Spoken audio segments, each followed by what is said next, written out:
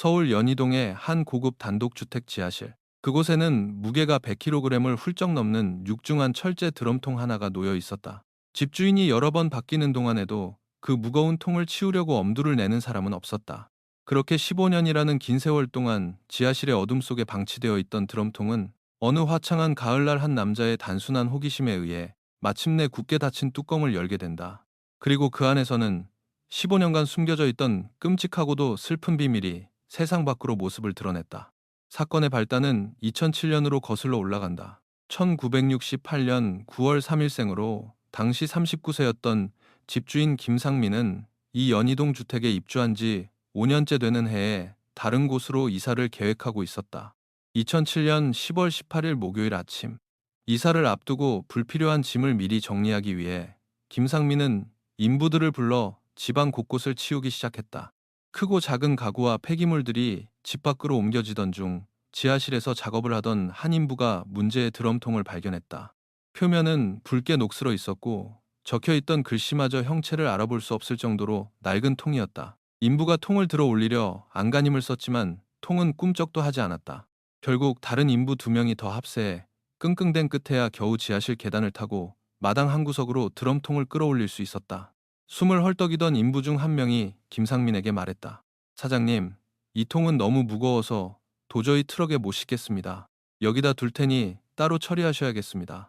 마당에 덩그러니 놓인 드럼통을 바라보던 김상민은 5년 전 이 집에 처음 이사 왔을 때가 떠올랐다. 그때도 지하실에 있던 이 통을 버리려 했지만 너무 무거워서 포기하고 내버려 두었던 것이다. 도대체 이 안에 무엇이 들어있길래 이렇게 무거운 것일까? 꼬리를 무는 호기심을 참지 못한 그는 창고에서 커다란 빠르노루 발못보비를 가져와 굳게 닫힌 드럼통의 뚜껑을 비틀어 열기 시작했다. 끼익거리는 금속 마찰음과 함께 뚜껑이 열린 순간 코를 찌르는 역겨운 악취가 훅 끼쳐 올라왔다. 순간적으로 현기증을 느낀 김상민이 인상을 찌푸리며 통 안을 들여다보았다. 통 안에는 짙은 초록색 액체가 가득 차 있었고 그 속에 시커먼 무언가가 잠겨 있었다. 악취를 참고 눈을 가늘게 뜨고 내부를 살피던 그는 이내 비명을 지르며 뒷걸음질 쳤다. 초록색 액체 위로 낡은 여성용 구두 한 짝과 함께 사람의 손이 떠올라 있었기 때문이다. 그는 곧바로 집 안으로 뛰어들어가 경찰에 신고했다. 얼마 지나지 않아 사이렌 소리와 함께 경찰이 현장에 도착했고 폴리스 라인이 쳐지며 조용하던 연희동 주택가는 순식간에 몰려든 구경꾼들로 웅성거렸다.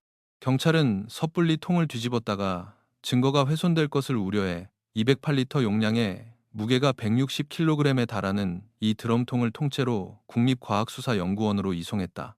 국과수 연구원들이 드럼통 안의 내용물을 온전히 빼내는 데만 꼬박 3시간이 걸렸다. 통 안에서 나온 것은 심하게 부패한 여성의 시신이었다. 여성은 옷을 단정하게 입고 있었지만 유행이 한참 지난 90년대 초반의 옷차림이었다. 통 안에는 초록색 액체와 함께 엄청난 양의 플라스틱 알갱이들이 가득 채워져 있었다. 액체는 공업용 염료로 밝혀졌고 모든 내용물이 그 방부제 역할을 한 염료 속에 잠겨 있었던 것이다. 시신과 함께 여성의 핸드백도 발견되었다.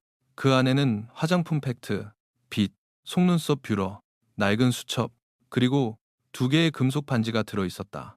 반지 중 하나에는 SJ라는 이니셜이 새겨져 있었고 함께 발견된 목걸이 펜던트에는 To Patrice Love and Kisses라는 문구가 적혀 있었다. 가장 중요한 단서는 수첩이었다. 수첩의 내용을 해독할 수 있다면 피해자의 신원을 밝힐 결정적인 단서가 될 터였다. 하지만 수첩은 오랜 시간 화학 액체에 담겨 있던 탓에 볼펜으로 살짝만 건드려도 종이가 뚫릴 만큼 흐물흐물하게 녹아 있어 당장 내용을 확인하기는 불가능했다. 부검 결과는 참혹했다. 피해 여성의 자궁 안에는 9개월 된 태아가 그대로 남아 있었다. 사인은 둔기에 의한 후두부 다발성 골절. 누군가 그녀의 뒤통수를 강하게 여러 차례 내리쳐 살해한 것이다. 경찰은 즉각 신원 확인에 착수했다. 시신의 골격을 토대로 키 155cm가량의 왜소한 체격을 가진 여성을 중심으로 전국의 실종자 명단을 뒤졌다. 하지만 조건에 부합하는 실종자가 너무 많아 수사는 곧 난관에 부딪혔다. 방향을 바꾼 경찰은 드럼통 자체에 주목했다. 통 표면에 희미하게 남아있던 일련 번호와 화학 공장의 이름을 추적한 끝에 이 드럼통이 경기도 시흥의 한 화학 공장에서 생산된 것임을 알아냈다. 공장 관계자는 그 초록색 공업용 염료가 1993년까지만 생산되고 단종된 제품이라고 진술했다. 동시에 경찰은 연희동 주택의 역대 소유주들을 역추적했다. 현재 집주인 김상민을 포함해 총 4명의 주인을 거친 이 집의 1990년대 초반 첫 번째 주인이 누구인지 찾아냈다.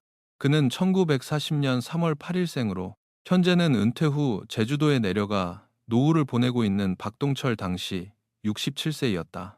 주변 탐문 결과 박동철은 과거 인천 남동공단에서 조화 가짜꽃과 플라스틱 장식품을 생산하는 공장을 크게 운영했던 것으로 드러났다. 플라스틱 장식품 공장. 경찰은 드럼통 안을 가득 채우고 있던 수많은 플라스틱 알갱이들을 떠올렸다. 플라스틱 공장 사장이었던 박동철과 플라스틱 알갱이가 가득 찬 드럼통. 경찰은 당시 그의 공장에서 조화와 플라스틱 제품을 염색하기 위해 시흥화학 공장으로부터 대량의 초록색 염료와 드럼통을 납품받았다는 사실까지 확인했다. 사건이 언론을 통해 보도되면서 결정적인 익명 제보 전화가 걸려왔다. 제보자는 드럼통 안에 든 여성이 누군지는 정확히 모르지만 90년대 초반 플라스틱 공장 사장 박동철이 자신의 공장에서 일하던 젊은 여직원과 깊은 내연 관계였다는 소문이 파다했다고 털어놓았다. 모든 정황이 박동철을 가리키고 있었다. 경찰은 제주도에 머물고 있는 그를 직접 찾아갔다. 굳은 표정으로 경찰을 맞이한 박동철은 협조를 거부하며 불쾌한 기색을 숨기지 않았다. 경찰이 드럼통 사진을 내밀며 공장에서 이런 통을 쓴 적이 있느냐고 묻자 그는 우리 공장에선 저런 철통은 쓴 적도 없고 초록색 염료 같은 화학물질은 취급하지도 않았다며 딱 잡아댔다. 사전 조사를 통해 그가 납품받은 내역을 뻔히 꿰뚫고 있던 경찰로서는 그의 거짓말이 오히려 범인임을 확신하게 하는 꼴이었다. 경찰이 당시 공장 여직원과 내연 관계였습니까? 라고 전곡을 찌르자 박동철은 당황한 듯 잠시 멈칫하더니 바람을 피운 적은 있지만 벌써 15년도 더 된 일이라 그 여자 얼굴조차 기억나지 않는다며 황급히 선을 그었다. 당시 한국의 과학수사는 유전자 감식 DNA 기술이 비약적으로 발전하던 시기였다. 경찰은 부검을 통해 확보한 9개월 된 태아의 DNA와 박동철의 DNA를 대조하기 위해 구강 상피세포 채취 키트를 꺼내들었다. DNA 샘플 채취에 협조해 주시겠습니까? 경찰의 요구에 안색이 하얗게 질린 박동철은 말도 안 되는 억지라며 불같이 화를 내고는 경찰들을 집 밖으로 내쫓아버렸다.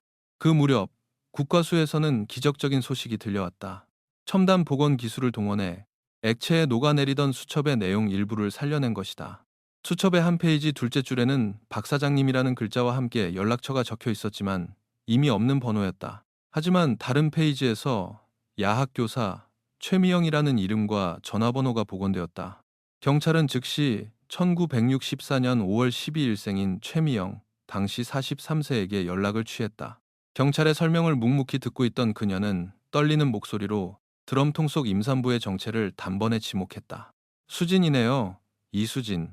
최미영의 진술에 따르면 1969년 7월 21일생인 이수진은 지방의 가난한 시골 마을에서 태어나 돈을 벌기 위해 홀로 인천으로 올라온 어린 여성이었다. 수진은 낮에는 남동공단의 플라스틱 공장에서 일하고 밤에는 야학에 다니며 타이핑을 배웠다. 타자 학원 강사였던 최미영은 자신보다 5살 어린 수진을 친동생처럼 아꼈고 타향살이에 지친 수진 역시 고향에 계신 홀어머니에게 차마 하지 못하는 고민을 미영에게 털어놓으며 깊이 의지했다. 1992년 가을이었어요. 최미영이 회상했다. 당시 23살이었던 수진은 미영에게 자신이 임신을 했다는 충격적인 사실을 고백했다. 아이의 아빠가 누구인지는 끝내 숨겼지만 그 남자가 아내와 3명의 자녀를 둔 유부남이라는 사실만은 말해주었다. 미영이 그 남자가 책임지겠다고 하느냐고 묻자 수진은 애써 웃으며 당연하죠라고 답했다고 한다. 하지만 비극의 전조는 1992년 11월 14일 사건 당일 밤에 찾아왔다. 수진은 공중전화로 미영에게 전화를 걸어 울먹이며 모든 것을 털어놓았다. 남자가 자신과 결혼할 마음이 전혀 없다는 것을 깨달은 수진이 분노와 절망감에 휩싸여 남자의 집으로 전화를 걸었다는 것이다. 불행히도 전화를 받은 사람은 남자의 아내였고 감정이 격해진 수진은 자신이 남편의 아이를 가졌다는 사실과 그간의 불륜 행각을 폭로해버렸다. 통화가 끊어지고 얼마 뒤 수진의 삐삐로 남자의 다급한 음성 메시지가 남겨졌다. 남자는 길길이 날뛰며 수진에게 당장 널 죽여버리겠다고 협박했다. 공포에 질려 어찌할 바를 모르던 수진은 마지막으로 미영에게 전화를 걸어 살려달라고 호소했던 것이다. 사태의 심각성을 직감한 미영은 그 길로 수진이 살던 부평의 단칸방으로 달려갔다. 하지만 방문은 활짝 열려 있었고 수진의 모습은 어디에도 보이지 않았다. 미영은 방 안에서 3시간을 꼬박 기다리며 수진을 찾아 헤맸지만 흔적조차 찾을 수 없었다. 다음날 파출소로 달려가 실종 신고를 했지만 당시 경찰은 젊은 아가씨가 미혼모가 되기 두려워 도망친 단순 가출이라며 사건을 대수롭지 않게 넘겨버렸다. 유부남 사장이 살해 협박을 했다는 사실을 말하면 행여나 수진의 명예에 흠집이 갈까 두려웠던 미영 역시 그 사실을 숨겼고, 그렇게 수진의 실종은 15년간 아무도 찾지 않는 미제 사건으로 묻혀버렸다. 모든 퍼즐이 맞춰졌다. 경찰은 박동철이 바로 수진과 내연 관계였던 플라스틱 공장 사장이라고 결론 내렸다. 1992년 11월 14일 그날 밤, 아내의 추궁에 분노한 박동철은 수진을 다독이겠다며 공장으로 유인해 잔혹하게 살해했다. 그는 시신을 바다에 유기하기 위해 치밀한 계획을 세웠다. 공장에 있던 철제 드럼통에 시신을 넣고 무겁게 가라앉히기 위해 플라스틱 알갱이들을 가득 채운 뒤 공업용 염료를 부어 밀봉했다. 하지만 그가 치명적으로 계산하지 못한 것이 있었다. 160kg으로 무거워진 드럼통을 혼자 힘으로 배에 싣거나 바다에 던지는 것은 불가능했다. 극도의 불안감 속에서 그는 결국 그 끔찍한 드럼통을 자신의 연희동 자택 지하실에 몰래 숨겨두는 길을 택했다. 자신이 이사를 나간 후에도 그 무게 때문에 아무도 드럼통을 열어보지 않을 것이라 확신하며 무려 15년을 버텼던 것이다. 만약 39세의 새 집주인 김상민이 호기심에 빠루를 들지 않았다면 영원히 묻혔을 완전 범죄였다. 경찰은 즉시 박동철에 대한 구속영장과 DNA 채취 압수수색 영장을 발부받아 제주도로 급파되었다. 하지만 저택에 도착한 경찰을 맞이한 그의 아내는 남편이 며칠째 행방불명 상태라고 말했다. 수색 끝에 박동철은 자택 차고에 세워진 자신의 승용차 뒷좌석에서 싸늘한 주검으로 발견되었다. 차 안에는 피가 튀어 있었고 그의 옆에는 사냥용 엽총이 놓여 있었다. 경찰의 수사망이 좁혀오자 극도의 압박감을 견디지 못한 그가 스스로 목숨을 끊은 것이다. 죽은 박동철의 시신에서 채취한 DNA는 수진의 몸속에 있던 태아의 DNA와 99.93% 일치했다. 과학 수사가 입증한 명백한 침부였다.